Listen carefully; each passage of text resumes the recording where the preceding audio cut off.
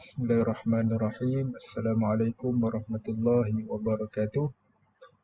Alhamdulillahi rabbil alamin. Wassalatu wassalamu ala asyrafil anbiya'i wal mursalin wa ala alihi washabihi ajma'in.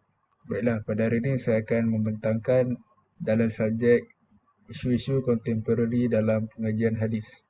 Tajuk Rasuah Mengundang Kutukan Allah Subhanahu Wa Taala.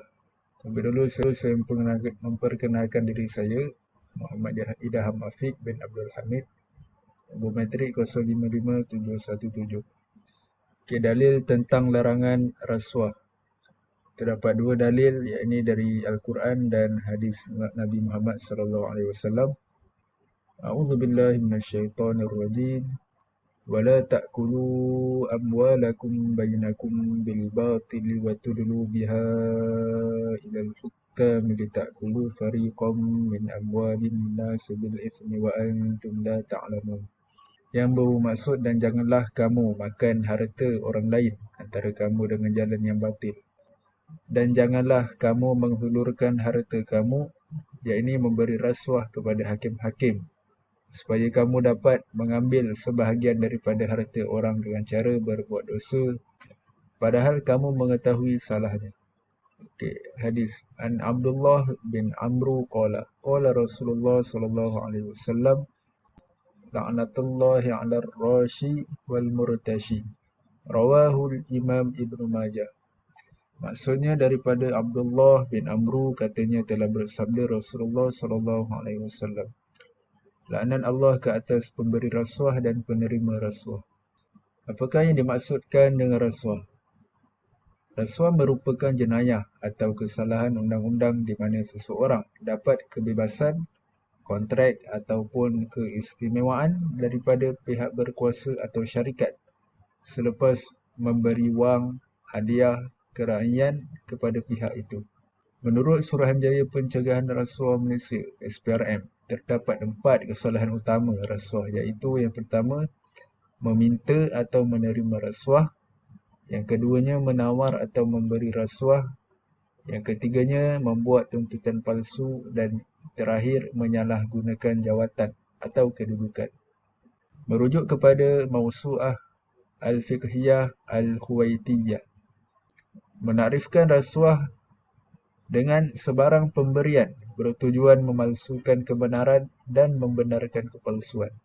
Jika pemberian rasuah tidak dibendung segera, ia akan mengakibatkan banyak masalah sosial kerana undang-undang tidak akan dipatuhi dengan sepenuhnya, di samping mendorong kegiatan jenayah dan ketidakadilan akan berleluasa.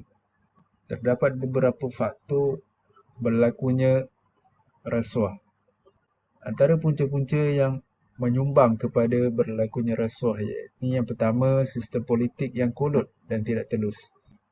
Ini adalah dapat dibuktikan dengan sejarah dunia, iaitu banyak negara yang telah mengamalkan sistem politik tersembunyi dan tidak telus dalam pengisytiharan kedudukan kewangan, sama ada parti politik dan pentadbiran sebelum, semasa dan selepas pilihan raya, yang hanya akan memundurkan dan memenjarakan rakyat di negara itu sendiri.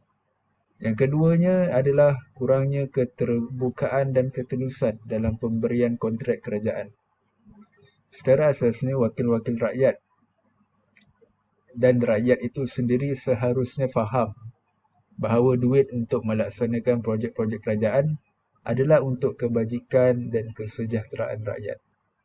Yang ketiga, ketiadaan Akta Dana Politik ataupun kita sebut Political Funding Act. Sumbangan politik sememangnya dibenarkan di Malaysia tanpa batasan jelas. Parti politik atau mana-mana pihak tidak berkewajipan untuk mendedahkan sumber pendanaan sekaligus menjadikan sumbangan politik satu subjek yang kabur, akan tetapi masih sah di sisi undang-undang. Oleh itu, semua derma politik dibenarkan untuk disalur ke akaun individu mahupun parti politik. Terdapat beberapa cara ataupun langkah-langkah yang boleh dilakukan untuk membendung gejala rasuah ini. Antara langkah yang boleh dipraktikkan dan diamalkan adalah yang pertama, di peringkat perkhidmatan awam, telah melakukan pusingan kerja dalaman sekurang-kurangnya 50% daripada pegawai yang layak, iaitu bertujuan untuk mencegah sebarang kemungkinan berlakunya penyelewengan, penyalahgunaan kuasa dan rasuah. Langkah ini dianggap bertepatan kerana ia boleh menghalang seseorang pegawai kerajaan daripada memegang sesuatu jawatan berkaitan dengan pemberian kontrak dalam tempoh yang agak lama. Kedua, latihan berterusan perlu diberikan kepada semua kaki tangan demi meningkatkan integriti di samping memupuk budaya kerja yang lebih sistematik. Yang ketiga, penekanan terhadap nilai murni dan pemantapan kerohanian juga perlu diterapkan dalam masyarakat, terutamanya melalui kempen, iklan, khutbah, ceramah agama dan penggunaan media sosial.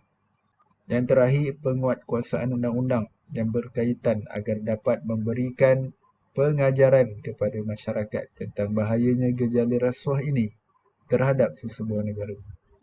Okay, baiklah, sekian penerangan ringkas saya tentang gejala rasuah di mana dapat memberikan banyak kemudaratan kepada sesebuah negara dan secara amnya. Jadi sekian penerangan daripada saya. Billahi taufiq wal hidayah. Wassalamualaikum warahmatullahi wabarakatuh.